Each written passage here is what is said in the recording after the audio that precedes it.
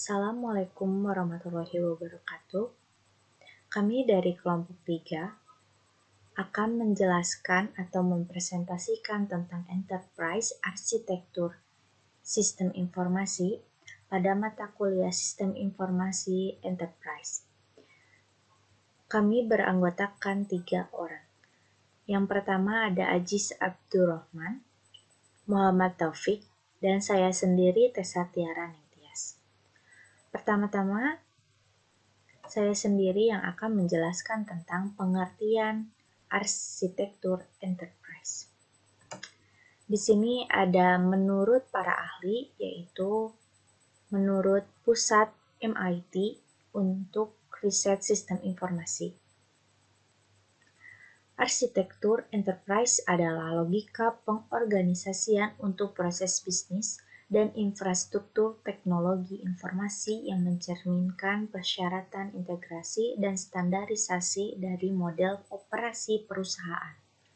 Kemudian, menurut para ahli lagi, di sini ada menurut Federal Chief Information Office Council 2001, yang dimana arsitektur enterprise adalah basis aset informasi strategis yang menentukan misi, informasi, dan teknologi yang dibutuhkan untuk melaksanakan misi, dan proses transisi untuk mengimplementasikan teknologi baru sebagai tanggapan terhadap perubahan kebutuhan misi.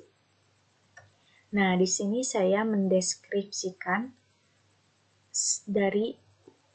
dari para ahli, yaitu arsitektur enterprise, yaitu sistem yang memperlihatkan proses bisnis dan infrastruktur untuk mengimplementasikan teknologi baru sebagai tanggapan terhadap perubahan kebutuhan misi. Teknologi informasi yang mencerminkan persyaratan integrasi dan standar dari model operasi perusahaan. Kemudian di sini ada tujuan arsitektur enterprise. Dibagi menjadi 3 aliran pemikiran, yaitu yang pertama, desain teknologi informasi perusahaan, yaitu untuk membantu proses perancangan dan merancang kemampuan teknologi informasi atau sistem informasi suatu perusahaan untuk memenuhi tujuan organisasi yang diinginkan. Biasanya, proposal dan kebutuhan arsitektur terbatas pada aspek IT atau IS perusahaan. Yang kedua, di sini ada integrasi perusahaan, yaitu untuk mencapai koherensi yang lebih besar antara berbagai masalah perusahaan atau sumber daya manusia, teknologi informasi, operasi, dan lain-lain. Perumusan strategi dan eksekusi, biasanya proposal dan keputusan arsitektur mencakup semua aspek perusahaan.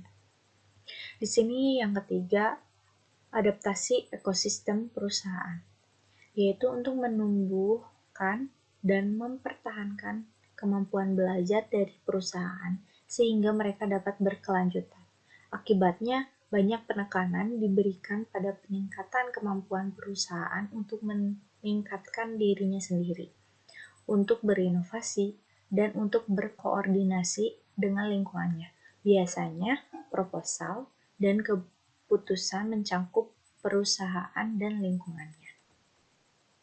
Nah, di sini mengapa perlu arsitektur enterprise?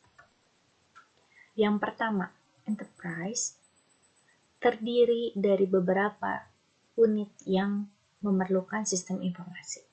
Yang kedua, setiap unit enterprise cenderung mengembangkan berdasarkan gaya dan platformnya. Akibatnya, yang pertama, enterprise memiliki beberapa sistem informasi yang berdiri sendiri dan tidak terintegrasi satu sama lainnya. Yang kedua, di sini ada manajer akan sulit untuk mendapatkan informasi enterprise yang dibutuhkan secara lengkap.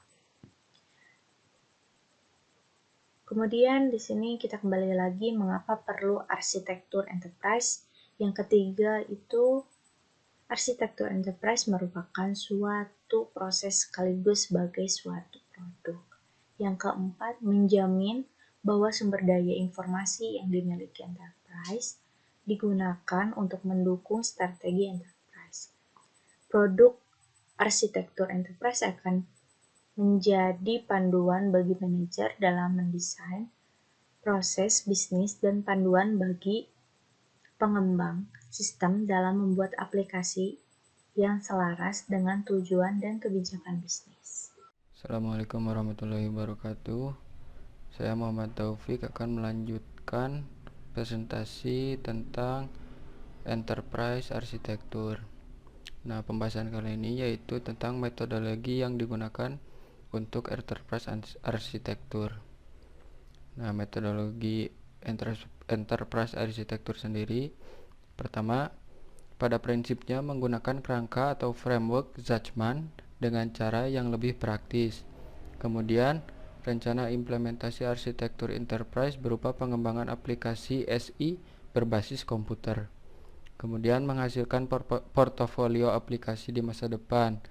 Ada juga strategi SI yang tengah diterapkan dan yang akan dilakukan berikut dengan skala waktunya, yaitu skala pendek, skala menengah, dan terakhir skala panjang. Selanjutnya ada hambatan pengembangan arsitektur enterprise. Hambatan pengembangan arsitektur enterprise terbagi menjadi tiga.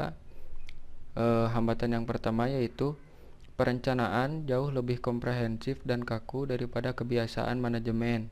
Kemudian kekurangan metodologi atau teknik untuk membuat perencanaan.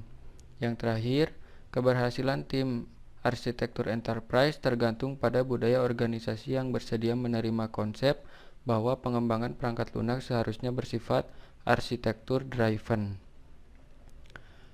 Kemudian karakteristik arsitektur enterprise yang pertama yaitu mendukung enterprise dalam penyampaian informasi, memberikan pelayanan yang lebih efektif dan tepat waktu, mendukung peningkatan fungsi dan bisnis enterprise, menghasilkan jalur bimbingan investasi di masa depan, dan membantu menyelesaikan kesenjangan antara fungsi bisnis dan teknologi informasi dalam enterprise. Kemudian siklus hidup proses enterprise arsitektur. Yang pertama yaitu ada gagasan. Nah, di dalam gagasan ini terdapat coretan-coretan berupa misalkan di whiteboard atau di PowerPoint. Kemudian ke tahap desain. Dalam tahap desain yaitu proses analisis model secara formal. Kemudian pada tahap penggunaan di dalamnya yaitu implementasi dalam operasional sistem dan visualisasi untuk stakeholder. Dan yang terakhir yaitu manajemen berupa mengganti sistem secara bertahap atau pemeliharaan versi. Secara umum pemeliharaan atau maintenance seperti itu. Selanjutnya yaitu faktor penggerak enterprise arsitektur akan dijelaskan oleh rekan saya Aziz. Baik, mungkin selanjutnya akan diterangkan oleh saya, yaitu nomor 8, faktor penggerak dari arsitektur enterprise. Yang pertama, terdapat penggerak internal, yaitu efektivitas digerakkan oleh adanya hubungan antara komponen enterprise, dan bukan spesifikasi detail dari setiap komponen. Yang kedua, yaitu penggerak eksternal, faktor di luar enterprise yang memaksa enterprise harus mengadopsi praktik-praktik arsitektur enterprise. Selanjutnya yaitu ada strategi alignment model, SAM. Di bagian faktor eksternalnya terdapat strategi bisnis dan juga strategi TI, teknik informasi. Terus di bagian internalnya terdapat infrastruktur organisasi dan proses, dan juga infrastruktur SI, sistem informasi dan juga proses. Berikutnya yaitu unsur-unsur detail dari SAM. Yang pertama yaitu infrastruktur SI dan proses. Di dalamnya terdapat arsitektur TI, pemrosesan TI, dan kemampuan atau keterampilan dari TI. Yang kedua yaitu infrastruktur organisasi dan proses. Di dalamnya terdapat infrastruktur administrasi organisasi, pemrosesan organisasi, dan juga kemampuan organisasi. Yang ketiga yaitu strategi TI, yang dalamnya terdapat ruang lingkup TI, kompetisi sistemik, dan juga tata kelola TI. Yang keempat yaitu strategi bisnis, yang di dalamnya terdapat ruang lingkup bisnis, kompetisi yang berbeda, dan juga tata kelola bisnis. Yang berikutnya yaitu perancangan arsitektur enterprise. Perancangan arsitektur enterprise yang pertama terdapat arsitektur bisnis. Terus yang kedua arsitektur data atau informasi. Yang ketiga arsitektur teknologi. Yang keempatnya arsitektur aplikasi. Yang berisi rincian bisnis, informasi, dan teknologi yang diperlukan enterprise pada saat ini dan masa depan. Yang berikutnya yaitu arsitektur bisnis, arsitektur enterprise.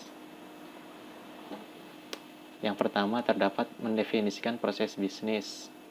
Yang kedua menyediakan pengetahuan tentang bisnis enterprise secara konsisten, komprehensif, dan juga lengkap. Yang ketiga menyediakan dokumen tentang di mana posisi perusahaan berada saat ini dan di mana posisi perusahaan pada masa datang. Yang keempat yaitu mengidentifikasi dan mendeskripsikan setiap unit organisasi dan juga fungsi dari bisnisnya. Mungkin cukup sekian presentasi dari kelompok 3. Terima kasih.